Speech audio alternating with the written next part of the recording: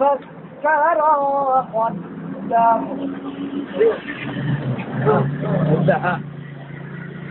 فقتل كيف قدر ثم نظر ثم الكهف كانوا من آياتنا عجبا إذ أوى الفتية إلى الكهف فقالوا إنا سمعنا قرآنا عجبا. هذا خريج جامعة مستقيم.